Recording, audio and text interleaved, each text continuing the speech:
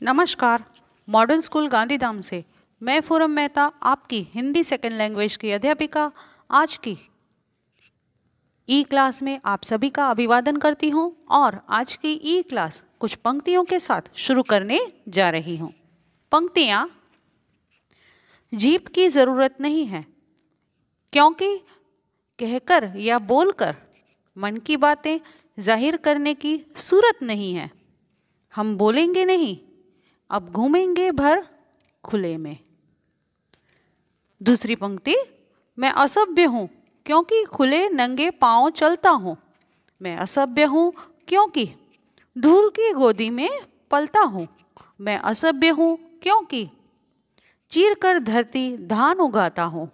मैं असभ्य हूँ क्योंकि ढोल पर बहुत जोर से गाता हूँ। भवानी प्रसाद मिश्र जी ने इन पंक्तियों को लिखा है। अर्थात भवानी प्रसाद मिश्र जी का एक काव्य जो पूरक वाचन में दिया गया है, इसे जगाओ। काव्य 3, इसे जगाओ। भवानी प्रसाद जी का साहित्य सर्जन एवं काव्य आज हम सीखेंगे। काव्य इसे जगाओ। गांधीवादी विचारक कवि भवानी प्रसाद मिश्र का जन्म सन 1913 को मध्य प्रदेश के होशंगाबाद जिले के टिंगरिया गांव में हुआ था। उनकी मृत्यु सन 1985 में हुई थी। सोहागपुर, होशंगाबाद, नरसिंहपुर और जबलपुर में उनकी प्रारंभिक शिक्षा हुई। हिंदी, अंग्रेजी और संस्कृत विषय लेकर बीए पास किया। गांधी विचार अनुसार स्कूल में अध्यापन कार्य किया। 1942 में भारत छोड़ो आंदोलन में गिरफ्तार हुए। 1945 में जेल से छूटने के बाद वर्धा महिला आश्रम में शिक्षक के रूप में सेवा दी। उनकी कविताओं का प्रकाशन होता रहा। उन्होंने चित्रपट के लिए संवाद भी लिखे। मद्रास से मुंबई आकाशवाणी के प्रोड्यूसर हुए। आकाशवाणी केंद्र दिल्ली में भी अपनी बहुमूल्य सेवाएं प्रदान की।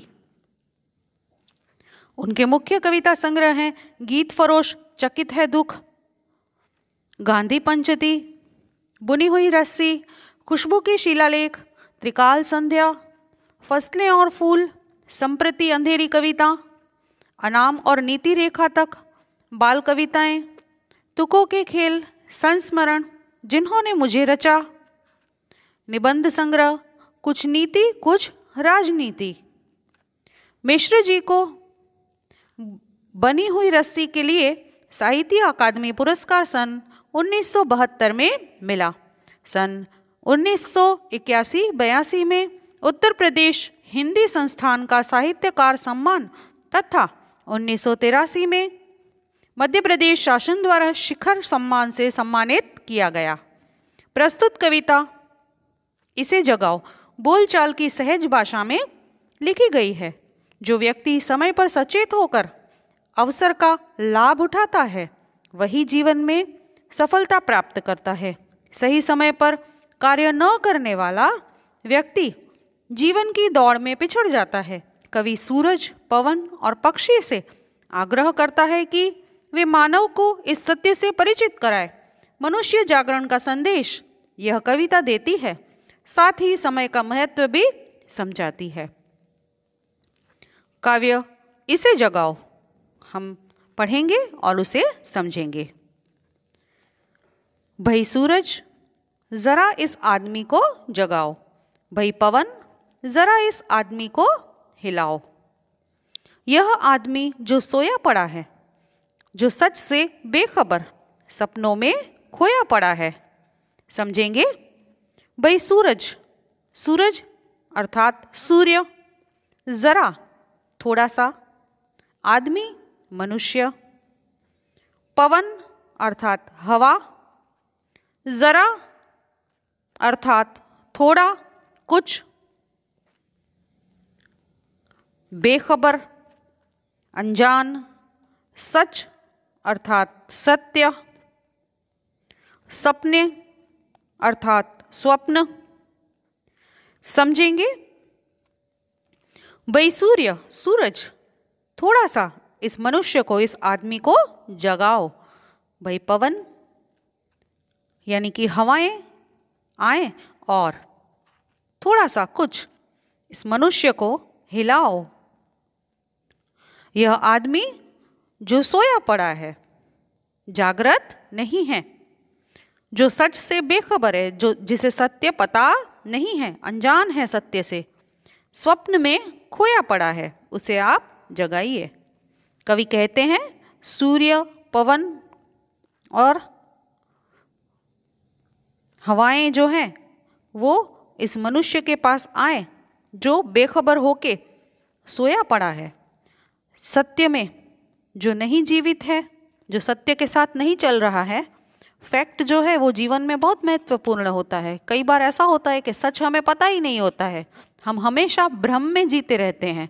हमारे आसपास क्या हो रहा होता है ना, वो सत्य कुछ अलग होता है और हम कुछ अलग समझने लगते हैं और हमें दिखाया भी कुछ अलग जाता है। तो ऐसी परिस्थिति आए तो हमें अनजान और बेखबर नहीं बनना चाहिए, क्योंकि उस समय जब हमारे भ्रम टूटते हैं तो बहुत चोट लगती है।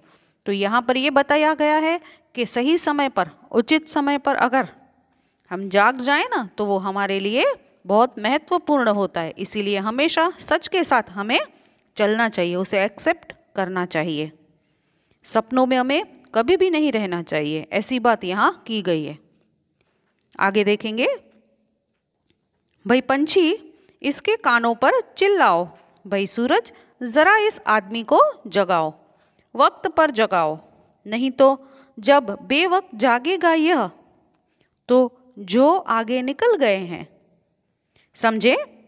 भाई पंछी, पंछी अर्थात पक्षी, सूरज अर्थात सूर्य, आदमी का अर्थ होता है मनुष्य, इंसान, वक्त का अर्थ होता है समय, बेवक्त, वक्त बेवक्त विलोम शब्द हैं यहाँ पर। बेवक्त का अर्थ होता है असमय, बिना समय। समझेंगे? भाई पंछी अर्थात भाई पक्षियों, आप आओ, इसके कानों पर चिल्लाओ, भाई सूर्य जरा इस आदमी को जगाओ, वक्त पर जगाओ। समय पर अगर ये जाग जाए तो अच्छा है इसके लिए, नहीं तो जब बेवक्त जागेगा, जब समय इसके हाथ से चला जाएगा, उस समय अगर ये जगेगा तो सब लोग इसके आगे निकल गए होंगे और उस समय उसके पास सिर्फ पछतावे के सिवा कुछ भी बाकी नहीं रहेगा। इसीलिए जीवन में कभी भी हमें समय जो है उसी समय पर कार्य कर लेना चाहिए और कभी भी हमें किसी के ऊपर निर्भर यानी कि आधारित रहना चाहिए नहीं। अपना कार्य उचित समय पर कर लेना चाहिए और हमेशा सत्य के निकट होना चाहिए। कभी भी किसी के भरोसे में या भ्रम में हमें जीना चाहिए नहीं। ऐसी बात यहाँ प्रस्तुत की गई है, क्योंकि जब हम भ्रम में जीना शुरू करते हैं, किसी के भरोसे जीना शुरू करते हैं, तो ऐसी परिस्थिति में हम सत्य से दूर हो जाते हैं। तो सत्य के निकट होना, सत्य में जीना, ये हमारे लिए बहुत महत्वपूर्ण है। ऐसी बात यहाँ की गई है, क्योंकि जब हमें सत्य पता चलता है तब हम हमारे आसपास के लोग जो हैं वो बहुत ही आगे निकल गए होते हैं। तो यह पछतावा जो है वो हमें बहुत परेशान करता है। ऐसी बात यहाँ प्रस्तुत की गई है। आगे देखेंगे, उन्हें पाने घबरा के भागेगा यह। घबरा के भागना अलग है, क्षिप्र गति अलग है। क्षिप्र तो वह है जो सही क्षण में सजग है। सूरज इसे जगाओ, पवन इसे जगाओ, पंछी इसके कानों पर चिल्लाओ। समझेंगे? घबराना डर जाना, भागना दौड़ना, क्षिप्र गतिशील तेज, क्षण का अर्थ होता है पल, सजग अर्थात सचेत जगा हुआ। समझेंगे? उन्हें पाने के लिए जो पीछे छूट गया है, उन्हें पाने के लिए यह मनुष्य जब जगेगा तब घबरा के दौड़ने लगेगा, भागने लगेगा। और घबरा के भागना अलग है और तेज गति में भागना अलग है, ऐसा कवि कहते हैं। क्षिप्र तो वह है, अब वे कहते हैं क्षिप्र कौन है? क्षिप्र यानी गतिशील, तेज कौन है, होशियार कौन है? जो सही क्षण में सजग हैं, सचेत हुए हैं, जगे हुए हैं। वही क्षिप्र माना जाता है, तेज माना जाता है। तो सत्य के निकट जो है, समय पर जागा हुआ जो है, वही सचेत माना जाता है। सूरज इसे जगाओ कवि कहते हैं, पवन इसे जगाओ, पंछी इसके कानों पर चिल्लाओ, ऐसा कवि कहते हैं। तो इस प्रकार इसे जगाओ काव्य भवानी प्रसाद मिश्र जी ने हमारे सामने प्रस्तुत किया, जो हम समझे। एक पंक्ति देखेंगे। अगर आप सूर्य की तरह चमकना चाहते हो तो पहले सूर्य की तरह जलना सीखो। अगर आप सूर्य की तरह चमकना चाहते हो तो पहले सूर्य की तरह जलना सीखो। डॉक्टर APJ अब्दुल कलाम जी ने इन पंक्तियों को कहा है। यहाँ पर कहा गया है कि अगर हमें सफलता हासिल करनी है तो उसके लिए हमें बहुत सारे सेक्रीफाइस जो हैं, बहुत सारी परीक्षाएं हैं, बहुत सारे युद्ध हैं, वो लड़ने पड़ेंगे, तभी हमें जीत जो है वो हासिल होगी।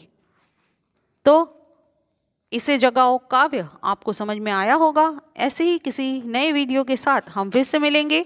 आप सभी के स्वास्थ्य की शुभकामना के साथ आज की ई क्लास मैं समाप्त कर रही हूँ।